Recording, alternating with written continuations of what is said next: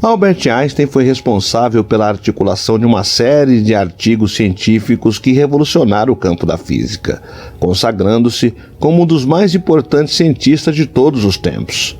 Seu sucesso profissional, todavia, que o colocou nos livros de história, veio aos custos da vida pessoal.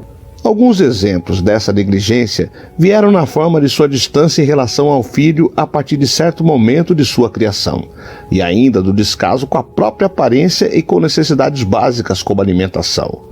Antes de nascer, os negócios de sua família não iam muito bem, e por isso o nascimento de Einstein levou a família a mudar-se para Munique, capital da Baviera, onde esperavam conseguir melhores condições financeiras.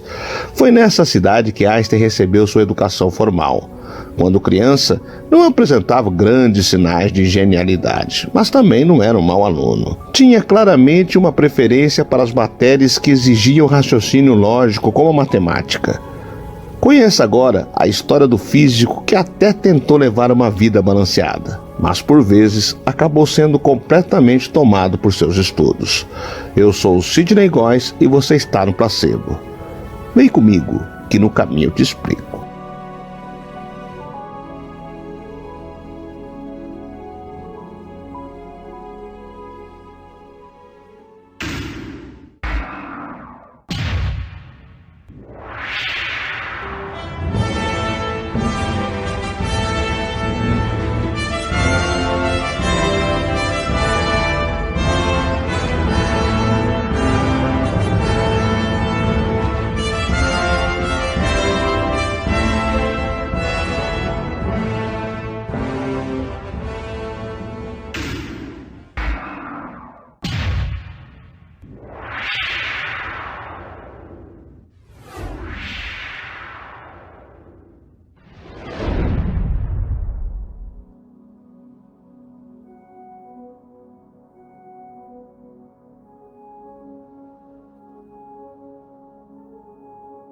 Albert Einstein foi um dos maiores cientistas de todos os tempos. Ele mudou a forma como entendemos o espaço e o tempo, abrindo caminho para uma grande revolução na física.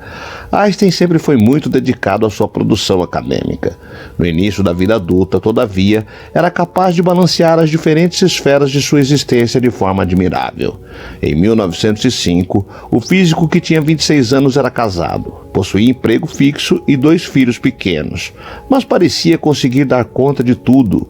Ele podia trabalhar o dia inteiro em apenas 2 ou 3 horas. No resto do dia, desenvolvia suas próprias ideias, além das questões de física e matemática. Einstein ainda arranjava tempo para tocar violino em um quarteto de cordas e treinar sua habilidade no instrumento quando estava em casa. Suas tarefas da paternidade tampouco eram deixadas de lado, segundo descrito pelo filho Hans Albert. Quando minha mãe estava ocupada em casa, meu pai deixava seu trabalho de lado e cuidava de nós por horas. Lembro-me dele contando histórias e tocando violino com frequência, comentou ele durante uma entrevista repercutida por uma matéria de 2020 da BBC. Os malabarismos de Einstein, contudo, não durariam para sempre. Quando suas descobertas passaram a ganhar popularidade, ele começou a direcionar muito mais tempo e energia para a carreira acadêmica. Ele estava com a impressão de que a família estava gastando muito do seu tempo e que ele tinha o dever de se concentrar totalmente em seu trabalho, afirmou Hans a respeito do ano de 1913. Foi nesse mesmo período, aliás, que o casamento de Einstein com a primeira esposa, Mileva Maric, foi por água abaixo. Em 1915, o físico já havia feito algumas das maiores contribuições de sua trajetória científica. Contudo, o esforço acumulado de anos anteriores o levara ao esgotamento e o ritmo de trabalho de outrora já não podia ser mantido. Meus sonhos mais ousados se tornaram realidade. Eu estou feliz, mas totalmente quebrado, desabafou Einstein em uma carta para um amigo, um documento também repercutido pela BBC. Se dependesse do cientista, ele esquecia até mesmo de fazer suas refeições. Para sua sorte, sua segunda esposa, Elsa, não se importava em cuidar dessas áreas mais básicas da vida do marido. permitindo que a cabeça dele se mantivesse focada nas engrenagens do universo. A aparência do físico, por sua vez, se manteve relativamente constante durante as muitas etapas de sua trajetória pessoal e profissional.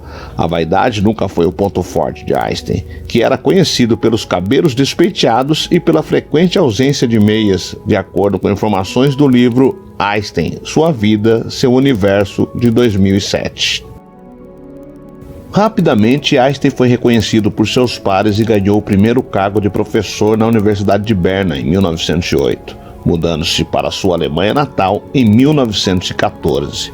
Mas houve enorme resistência dos defensores da física clássica, tanto que em 1921, quando recebeu o Prêmio Nobel, foi por sua explicação do efeito fotoelétrico, a parte que prova a física quântica, e não pela relatividade, que ainda irritava muitos cientistas com essa história de ter que deixar para trás séculos de física newtoniana.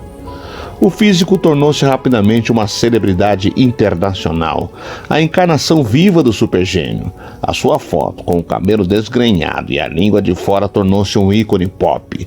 Suas opiniões sobre qualquer tema apareciam nos jornais, como sua defesa da democracia, socialismo e pacifismo. Foi nessa condição que veio ao Brasil, em 1925, observar um cometa que justificaria sua teoria de gravitação. Ele se tornou um pacifista fundamental, hostil ao militarismo de sua era e um ícone do sentimento anti-guerra que dura ainda hoje, como afirma o historiador britânico Richard Overy. Mas esse pacifismo tomou partido em 1933 com a ascensão de Adolf Hitler na Alemanha, adotando os Estados Unidos como nova nação. Einstein se tornou partidário de guerra contra os nazistas. Em 1939, enviou uma carta ao presidente Franklin Roosevelt alertando sobre a possibilidade do desenvolvimento de uma bomba atômica alemã.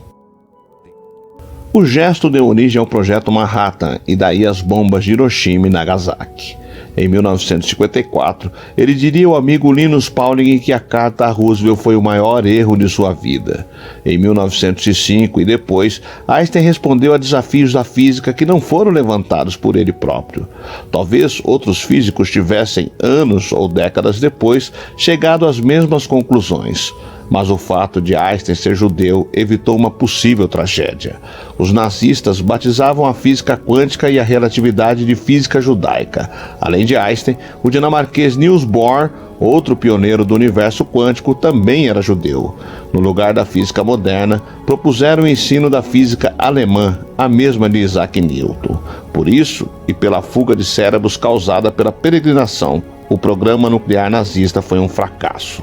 Se alguém de olhos azuis fosse o autor de E igual MC2, a história poderia ser diferente e pior. As bombas atômicas também impediram a Terceira Guerra Mundial. Estados Unidos e União Soviética mantiveram uma paz tensa por medo da aniquilação mútua. Einstein faleceu em 1955 em Nova Jersey, nos Estados Unidos. O físico passou os últimos anos de sua vida em busca de uma teoria que unificasse todas as forças da natureza. Estava à procura de uma única lei geral capaz de explicar todas as interações do universo. As frases conhecidas de Albert Einstein. Só quem tenta o absurdo pode alcançar o impossível. A vida é como andar de bicicleta. Para manter o equilíbrio, você deve continuar se movendo. Duas coisas são infinitas, o universo e a estupidez humana, e não tenho certeza sobre o universo.